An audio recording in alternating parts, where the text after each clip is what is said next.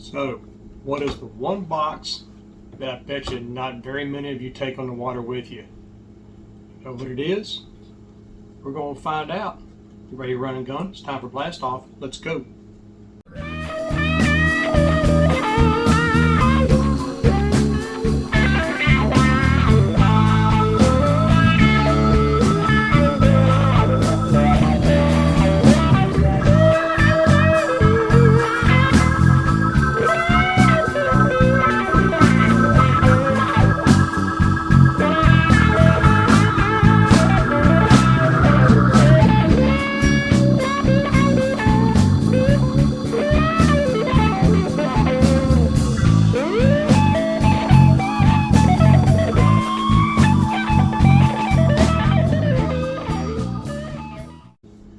Hey guys, Todd here with you. Welcome back to Bassin 101.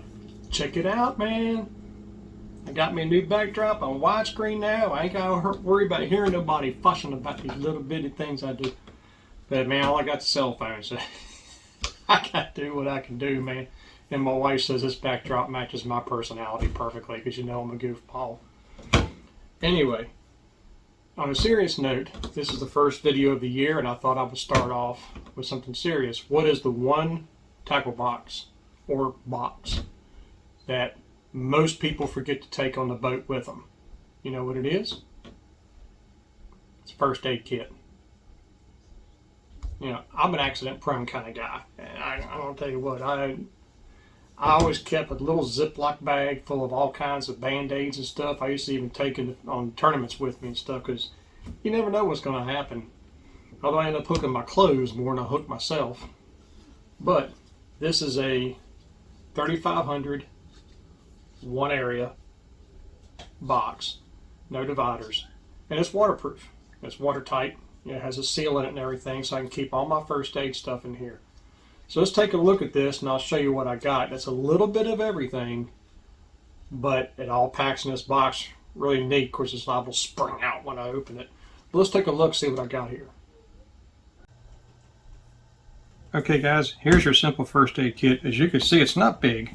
I don't remember the number right now. I'll look it up when I get down here to the bottom. But this is completely sealed, and trust me, it is completely packed. I mean completely packed full. But it does have the O-ring, so everything stays dry in here.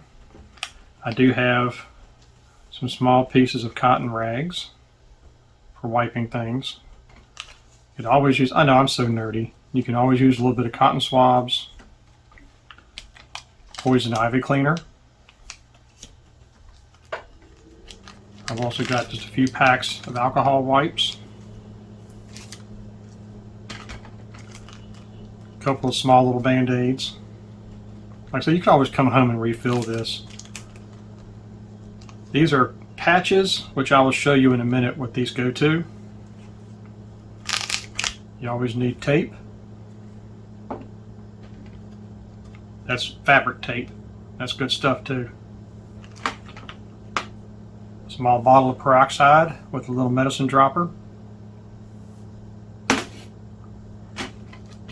Some small square patch Band-Aids. These work really good for when you hook yourself, which I've been thankful I've never barred myself. A cotton wrap, in case you have to use gauze.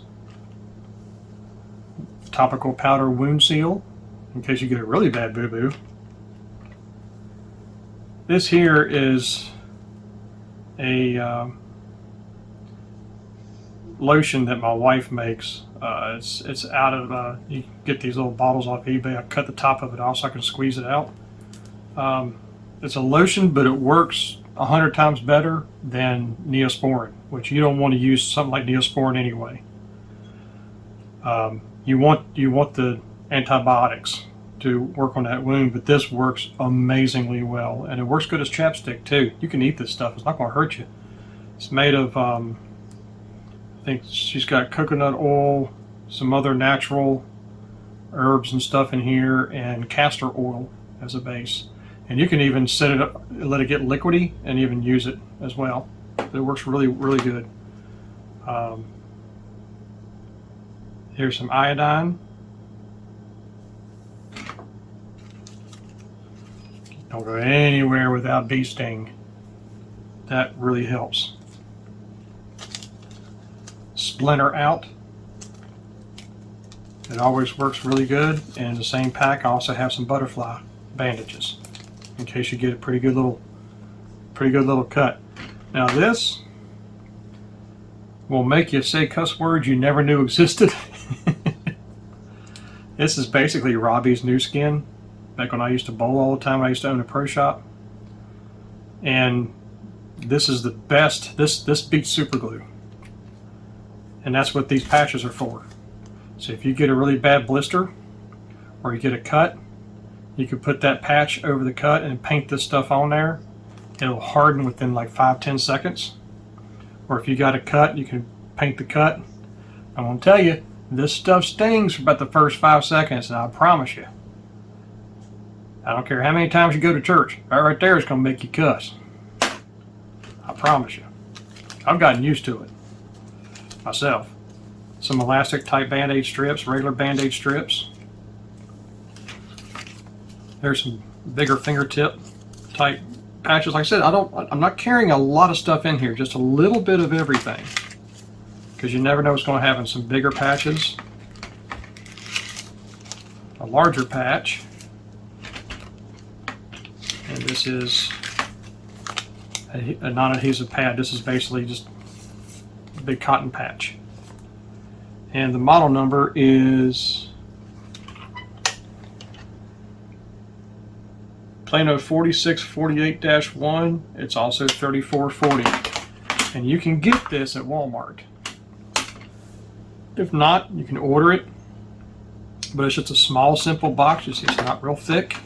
And look at all the stuff it holds in here. And this is all you really need for a first aid kit for about any situation, any situation you come across. This is going to take care of it for you.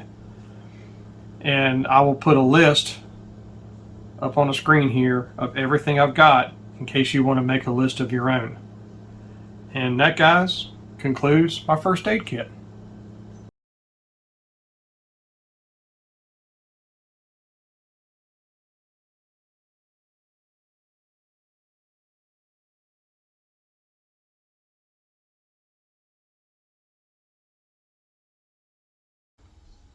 Well, guys, that's the first aid box. I managed to get it all packed back up in there. Don't ask me how I did that. But it does all pack in there pretty good. And I hope this helps you guys out. I mean, I know a lot of you guys don't take this stuff with you, and that's your decision if you don't want to take it. But it's a small box. It packs pretty easy. You can even put it in a tackle box if you wanted to. If you're a tackle box carrier, in your bag, or just leave it in your boat. If you got a bass boat, just leave that in your boat. It'll really help out. So I hope this helps you. And sorry if I feel like, or I'm sorry if you feel like I'm holding your hand, because I ain't holding your hand, guys. You know, this really has to go along with you, because you never know what's going to happen. Really, you don't. And I've been fortunate to not really have to use these very much at all. But sometimes I'm glad I do. So, until next time, may the Father bless you and keep you in Yeshua's name. And as always, fish on.